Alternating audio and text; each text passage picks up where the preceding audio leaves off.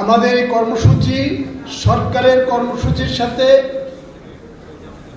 জুলাই বিপ্লবের আগস্ট বিপ্লবের সাথে একীভূত। আগস্ট বিপ্লব হয়েছিল কোটামুক্ত বাংলাদেশ গড়ার জন্য। আমাদের এই কর্মসূচিও কোটামুক্ত সিভিল সার্ভিস গঠন করার জন্য। আগস্ট বিপ্লব হয়েছিল বৈষম্য বিরোধী বাংলাদেশ গঠনের জন্য। আমাদের আজকের আলোচনার বিষয়ও এই বৈষম্য নিরসনের জন্য। আমরা সিভিল সার্ভিসে বৈষম্য নিরসন করে বাংলাদেশের বৈষম্য নিরসন করতে চাই। বর্তমান সরকার বৈষম্য বিরোধী বাংলাদেশ গঠনের জন্য দায়িত্ব নিয়েছে, আপ্রাণ চেষ্টা করছে। আমরা তাদের সাথে সহযোদ্ধা। আমরা দেশের সেবা করতে চাই, জনগণের সেবা করতে চাই, কিন্তু আমরা এই ক্যাডারে ক্যাডারে বৈষম্য দেখতে চাই না। আমি 17তম বিসিএস এর একজন অফিসার। আমি একই বিসিএস পরীক্ষা দিয়ে আসছি।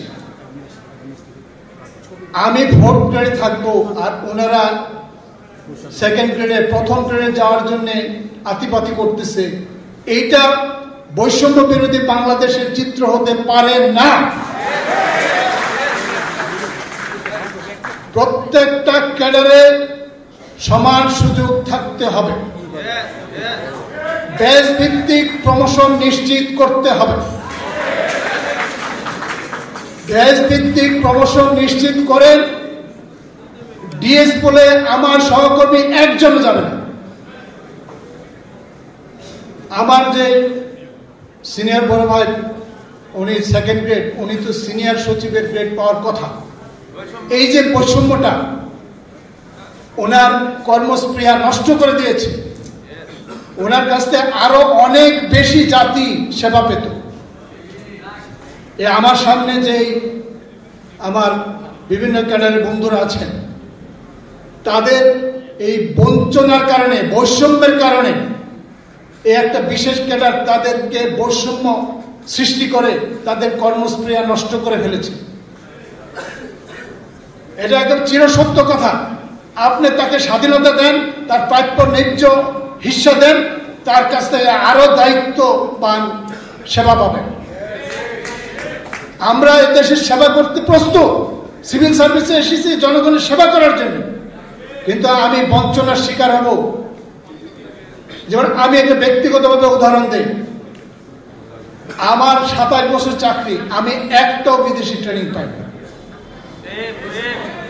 আমার ট্রেনিং গুলো মন্ত্রণালয়ের অফিসার নিয়ে যায়। সে ট্রেনিং এর পরে আবার চলে যায় প্রাণী সম্পদ মন্ত্রণালয়ে। প্রাণী সম্পদ মন্ত্রণালয়ের যে ট্রেনিং প্রাণী সম্পদ কর্মকর্তার জন্য এসেছিল, সেটা গ্রহণ করে সে চলে যায় রোডস এন্ড হাইওয়ে মিনিস্ট্রিতে। এই যে বৈষম্যতা সৃষ্টি করেছে, সরকার এটা নিরসন করতে হবে। বৈষম্য বিরোধী বাংলাদেশ চাইলে সিভিল সার্ভিসে বৈষম্য নিরসন আগে করতে হবে। ক্যাডারে ক্যাডারে বৈষম্য আগে নিরসন করতে হবে। আর আমি আমার সচেতন সহকর্মীদেরকে অনুরোধ করব, আমরা ব্যক্তিগতভাবে কেউ কোনো আক্রমণাত্মক কথা বলবেন না। আমাদের কাজ কিন্তু এই একটা নির্দিষ্ট ক্যাডারের বিরুদ্ধে না, আমাদের অধিকার আদায় করার জন্য, আমাদের অধিকার আদায় করার জন্য। এবং আমাদের এই আন্দোলনের সফলতা আমি মনে করি অনেকটুক আমরা পেয়েছি, এবং আমি নিশ্চিত আমরা সফলতা পাব। আমরা কখনোই কারো পাতা ভাতে পা দিব না, ব্যক্তিগতভাবেও কেউ দিবেন না।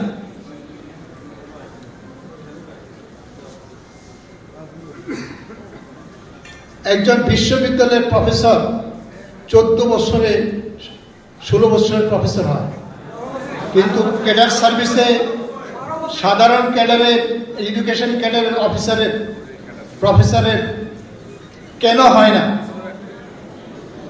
এই বৈষম্য নিরসন করলে আমরা আরো অনেক বেশি সেবা পাবো।